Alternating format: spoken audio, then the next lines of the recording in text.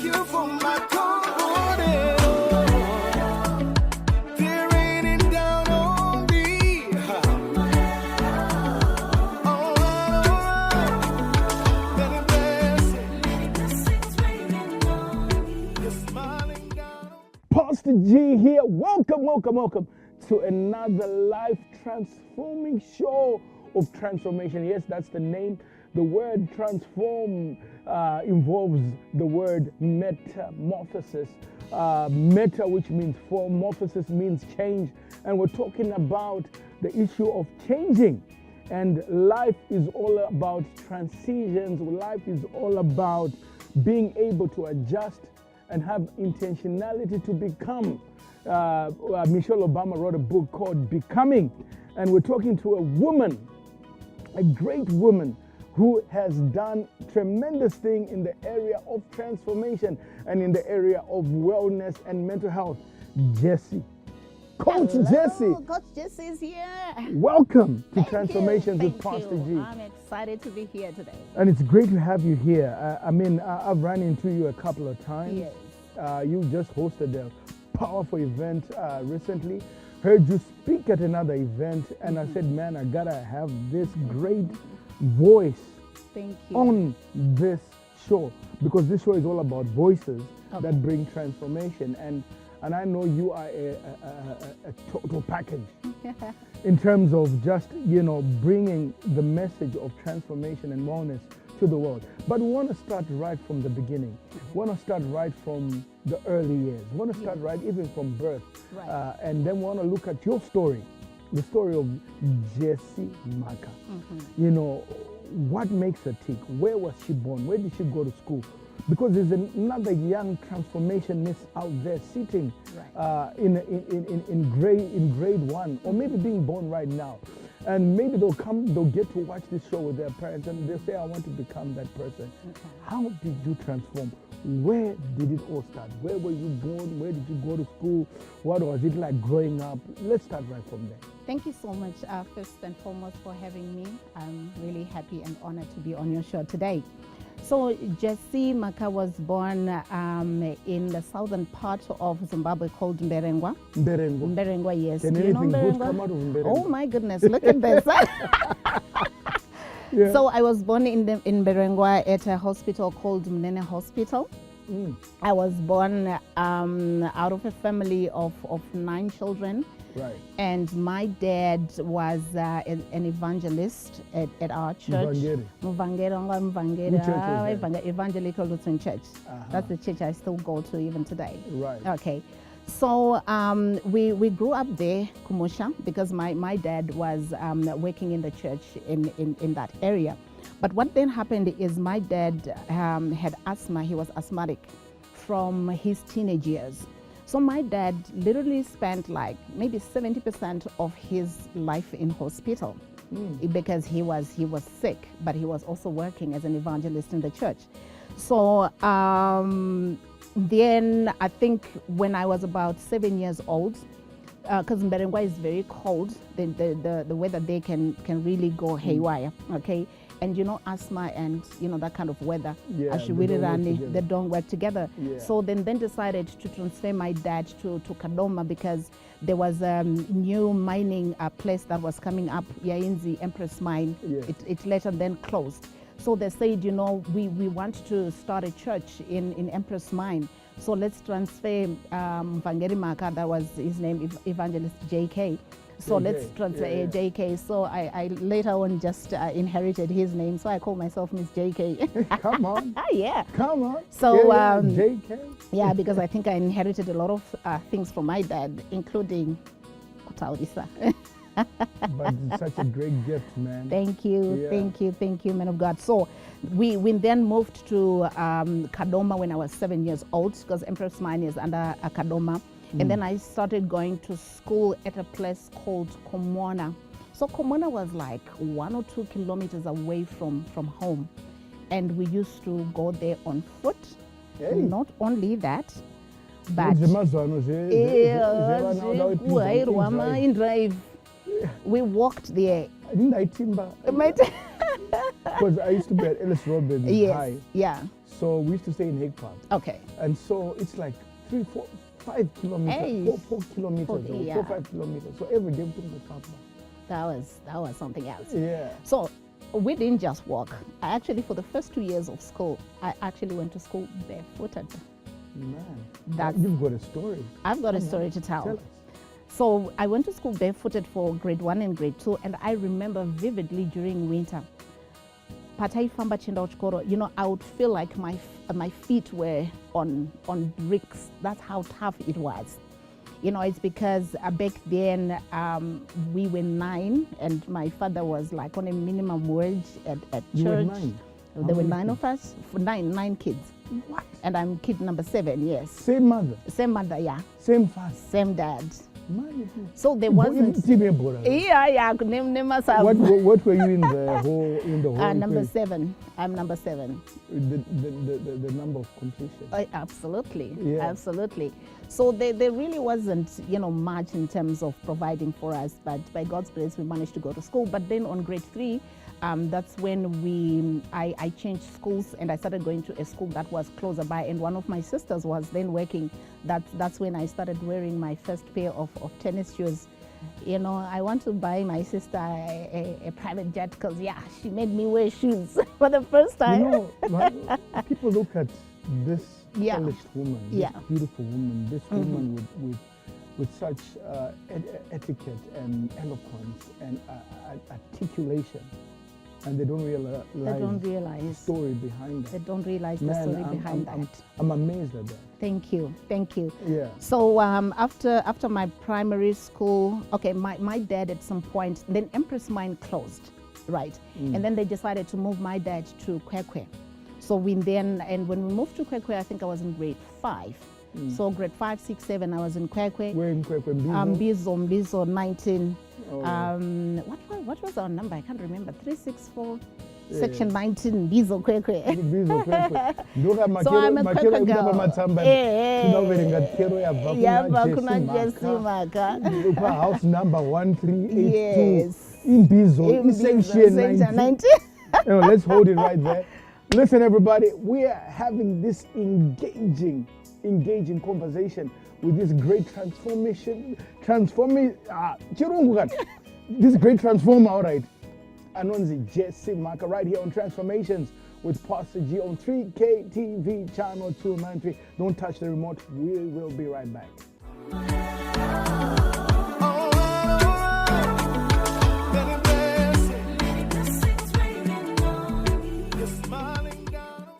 Thank you for my confidence. They're raining down on me.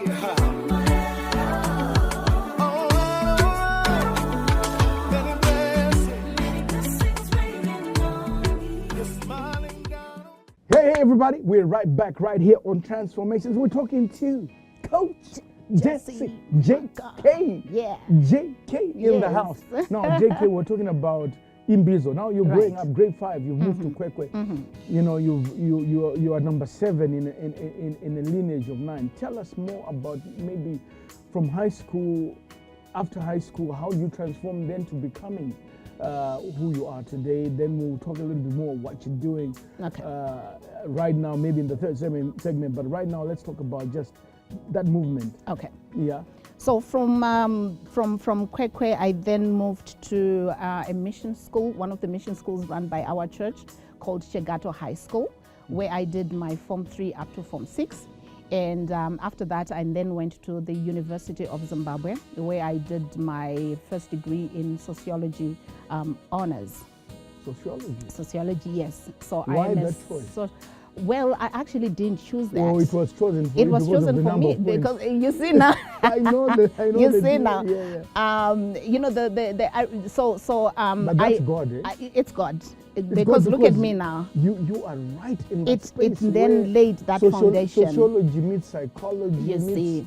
meets this whole issue of yes. social transformation. Yes. Yeah. So after my sociology, I then started working in the government. I worked for the Public Service Commission for about 6 years. But when I went there, I thought I was just going to be there for a short time whilst I looked for the job that I thought, I needed. But with God. So I spent about 6 years there.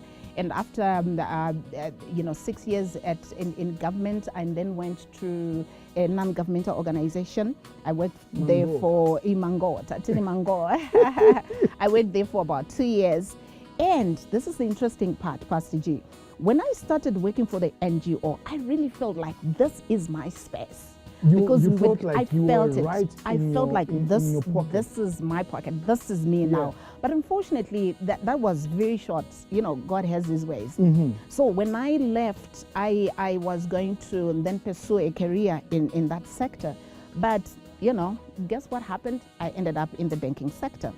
So in 2004, I found a job in the banking sector. I thought it was again going to be for a short time whilst I jumped back into the NGO. Guess what? It ended up being a 15-year journey Wow. in What the were you financial doing with services it? sector. So the whole of those 15 years, I was working in a department called the Exchange Control Department. So I started off right at Apa you've entry trained in level. sociology. I have trained in Apa sociology. you're now brain Aba food. now ndaku Kumari. banking, ndaku mari. So I started off definitely at entry point, and by the time I left in 2019, I was now the head of exchange control Come in on. another financial You go, institution. girl. So I moved through Yeah. the ranks. So now this is where my story started, Pastor G. When I was working in the bank, I think I'm the kind of person who, those kind of people who want everything to be within your control, right? So in doing my work, the kind of work that I was doing does not allow you to have everything within your control. So everything, you're trying to pursue this line of work. There are so many variables that are coming and you almost feel like you're out of control. So in trying to make sure that you get that control back, I then strained myself. That's when I started experiencing an episode, like several episodes of burnout. Then I didn't know it was burnout. And given the financial sector in Zimbabwe, Given how the some- topsy-turvy Exactly. it is. So I used to go to my doctor complaining of certain symptoms. And I think I went there several times until one time he said to me, you know what, Jessie, I think we have tested you of everything. And every time you come back with the same symptoms, I think this must be an indication that this is no longer something to do with your physical, It's but your psychosomatic. mental. So you now need to go and see a specialist in that area. So I was then referred to a psychiatrist who then confirmed that I actually had clinical depression. And it's normal because that's and a lot of people, it's like how people mistake thirst for hunger. Oh yeah, oh yeah. So it's a lot of times people get misdiagnosed, but they have clinical depression, Yeah. which has to do with the balance of chemicals and hormones such as serotonin Yeah. and so forth. And so forth, yeah. And sometimes you need some medical intervention to bring back that balance. You do. Yeah. So just to go back a little, when I Yeah. was in varsity, I think I must have been in my second or third year, there was this day when it was a Sunday afternoon, I remember that vividly. Something just hit me here. You know the feeling that you have when you know that you're going to hear bad news. There was just this feeling. Oh, sorry. And then I said to myself, what's going on? What am I going to hear? Let me just wait and see what's going to happen. Nothing happened. But from that day, that feeling never went away. But I didn't know that was actually the onset of my depression. So I lived on, and what I knew about me was that I'm just this girl who's just bored. I was like bored the whole time, so. And when someone talks to you now, the life that you have, the positivity that you exude. Yeah. Anyway, let's Yes. carry on. So now what happened is my depression actually started when I was still at varsity, but I never knew. In fact, I only A lot knew. of people never know. Never know. I actually knew at year number 17. So this depression, I lived with it for 23 years in total. And I only knew at year number 17. That's when I went on treatment. I saw different psychiatrists. I was on different medications. I was on, I saw a lot of different psychologists. So I really did a lot of things. And I think it did help a lot to contain the condition. But it did not go away until that was the year 2020. So what had happened, Pastor Right G, in the middle of COVID. just in the middle of COVID, what had Yes. happened is in 2019, I actually quit my job. I just decided I had had it. My body, And I don't blame you. I had it. I couldn't take it Yeah. anymore. In fact, just a few weeks before I left, before I decided to quit, there was a thought that always came to my mind to say, Jessie, it's either you quit or you die. And tell you what, had I not quit, I was going to die because my system was snapping slowly. So I decided to quit my job. And then in 2020, during COVID, I didn't have a job. We were under lockdown. I then decided to go for what I just call a quest for answers, because a lot of things had happened to me. We just don't have enough time to tell it all. So there was a lot that had happened during all these years that I'm talking about. Let me hold you there, then we'll continue the story. Listen, everybody, having a very engaging conversation on mental health, as well as the story of JK, Coach Marka, Jessie Marka, right here on Transformations with Pastor G. We bring you stories to inspire you so that you can aspire to go higher than you've ever been. Don't touch the remote. We'll be right back.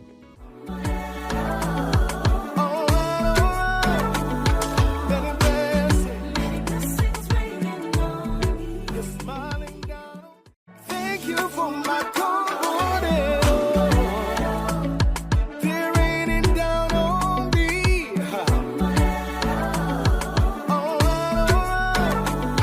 Let it You're smiling down.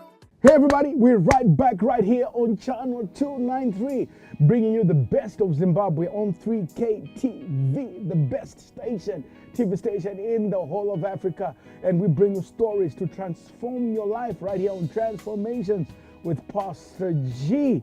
And we're talking to Coach JK. And so Coach JK, we're right here, 2020 Yeah. hits. You go on a quest for answers. Answers, yes. How then do you transform to become Coach Jessie from that quest of answers? Okay, so God led me. In fact, one day while I was thinking, a thought dropped into my mind to say, go and read about healing through the power of the mind. So I then went on YouTube. And from that time, that is when my transformation began. Because God led me to a number of resources, whom I now call my teachers, who were talking about depression, who were talking about negativity, who were talking about everything. It's like these guys knew what I was going through, and they were talking about it. You're like front row center in the cinema of your life. Exactly. I was watching my life with these guys talking about everything. Yeah. So after ingesting a lot of it, it was like my eureka moment, and I had answers to everything that was happening in my life. That's when I realized that 90% of everything that I was experiencing was all because of what is happening in my head, more than what was happening in the world around me. That's when I then went on this journey to change my own thinking patterns, because I was a staunch pessimistic person. So now, after a few months, I really began to sink into that information, into that detail, until a time God said to me, right, now that I have liberated you, I want you to go out there, and I want you to start helping people out there who could still be where you used to be, and help even those who probably did not break down as much as you did, so that they can be saved from the challenges that they are facing. I need you to go and teach people about the power of the mind. That's when my journey started as Jessie, the Mind Coach. Wow, that's amazing. Yes. That's so amazing. You know, Jessie, crisis will always lead to opportunity. Absolutely. The crises in our lives, the difficult moments, the times when we go through the fire. It says tea is not relevant till tea is gone through hot water. Yeah. And actually you get the flavor from the hot water. And you've managed to turn crisis into an opportunity. You've managed to turn lemons into lemonade. And it's such an amazing journey. And so now we want to talk about the Coach Jessie now. So you've written a book. Tell me what's this book? The book is called Get Your Mind Delighted. Hey! Put it here, sis. Yes, sir. Get your mind delighted. So the book talks about my journey with depression and how my transformation came by. And then it goes to explain about the power of the mind and how you can actually turn a lot of your negativity into positivity, and the impact of really changing your mind into the line of positivity. And then it also contains about 101 quotes.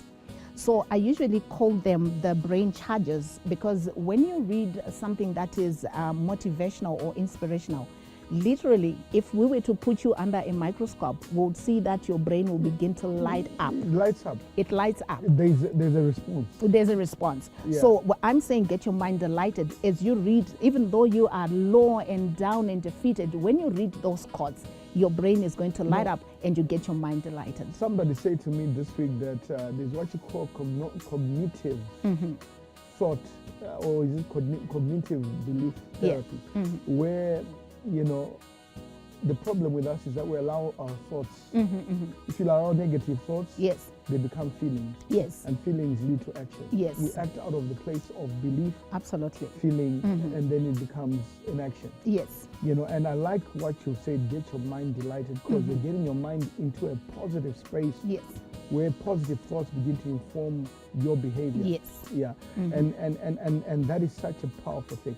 So Coach Jessie is doing workshops, Coach Yes, Jessie yes. is doing conferences. Yes. You know, in a minute, in just 30 seconds, say something to people. What would you say to someone going through depression right now? Just 30 seconds. And that's it. Okay.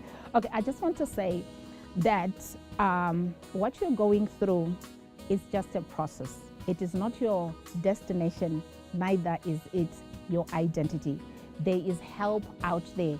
I was there for 23 years and God helped me to get out of it. And there's so much help out there to help you get out of your situation. If you just give yourself time and you allow yourself to go through the help that is available. Coach Jessie, man, my mind has been delighted. My mind has been delighted. I've been delighted. Yes. We've been so delighted to have you on this show, and I think your story needs to go out there, and we need to tell that story, because people are going through depression, and people are going through the most. Hey everybody, we've come to the end of Transformation, yet another thrilling episode of Transformations right here on 3K TV. I'm going to leave you with a song I wrote called I Am Indestructible, and I want to say to somebody out there, you are indestructible. Despite what you've gone through, despite what you faced, God has put something precious and indestructible in you. God bless you. Have a wonderful, wonderful evening.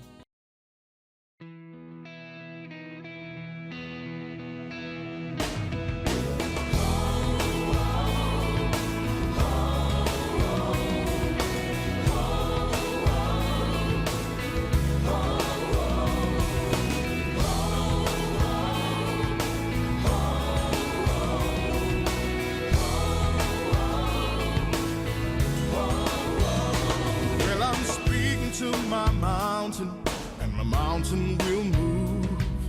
I'm taking no prisoners, my victory is sure, and I'm running to my destiny. I know I'm on track. My faith is my anchor. There's no turning back. Hey, no, no, no, I'm not turning back. Well, I'm speaking to my mountain, and my mountain will move. I'm taking no prisoners, my victory is sure, and I'm running to my destiny. I know I'm on track. My faith is my anchor. There's no turning back, 'cause I know with you I will overcome. This one thing is true, because of what you've done, I'm indestructible. I'm indestructible. Well, I'm walking on the water. I know I won't sink. My eyes are on Jesus. I don't feel one thing. And then sometimes my world is shaking, and I'm facing despair. I hold on to my Savior. I'm safe and secure, 'cause I know with you, I will overcome. Just one thing is true. what you've done. I'm indestructible. Yes, I'm indestructible. With God on my side, I'm indestructible. Nothing is impossible. Yes, I'm indestructible. I'm indestructible. Hard pressed from every side, but not crushed. Perplexed, but not in despair. Persecuted, but not abandoned.